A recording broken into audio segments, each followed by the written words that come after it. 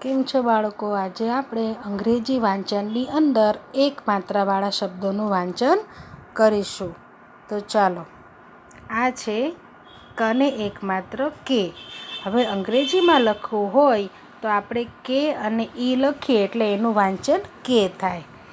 આ છે ખે, તો અંગ્રેજીમાં કેમ લખશું? તો કે KHE.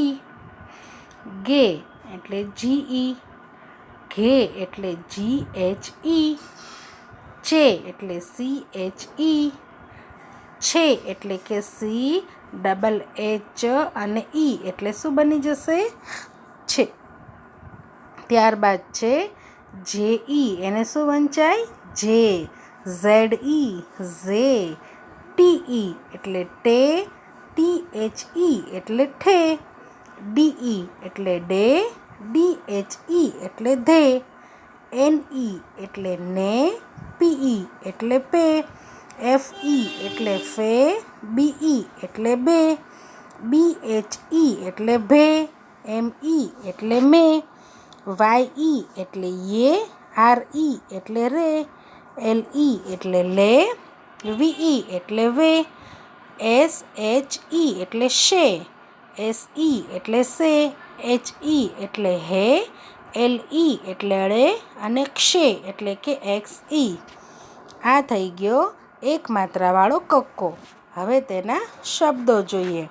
તો પહેલાં જો આપણે લખવું હોય બેટ, તો અંગ્રેજીમાં બેટ કેમ લખાય? તો બે એ એટલે BE બની ગયું બે અને ટ એટલે ટી. આ થઈ ગયું બેટ. ત્યારબાદ છે પેન, તો PE એટલે પે અને ન એટલે એન, પેન. જેબ, JEB, જેબ. બેન, તો BE એટલે બે અને ન એટલે એન, ફેન. તો FE એટલે શું બની ગયું? ફે અને ન એટલે એન, ફેન. ગેટ એટલે GE એટલે શું બન્યું? ગે અને ટનું શું લખવાનું? T, gate.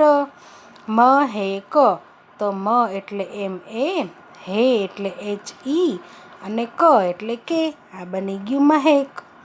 એક, એ એટલે ઈ અને ક એટલે કે, એક. ત્યારબાદ છે વેતન, વે એટલે શું? VE. TA અને ન એટલે એન. આ બની ગયું વેતન. તેતર, તો તે એટલે TE, વળી પાછું ત એટલે TA અને આર એટલે ર, વેતર. તેતર. ત્યારબાદ છે ખેતર. ખેતરમાં ખ એટલે KHE, ખે. તર. દેવ, દેવ કેમ લખશું? તો કે DE એટલે દે અને વ એટલે વી, દેવ. વેદ, VE એટલે વે અને દ એટલે ડી. આ બની ગયું વેદ. બરાબર? તો આ પેન, બેટ, જેબ એ બધા એક માત્રાવાળા શબ્દો છે. એનું વાંચન તેમજ લેખન આપણે શીખ્યા. તો બાળકો, અંગ્રેજીની નોટમાં આ બધા જ શબ્દો અને અક્ષરોને લખજો અને પાકા કરજો. ફરી વખત નવા એકમમાં મળીશું. આવજો.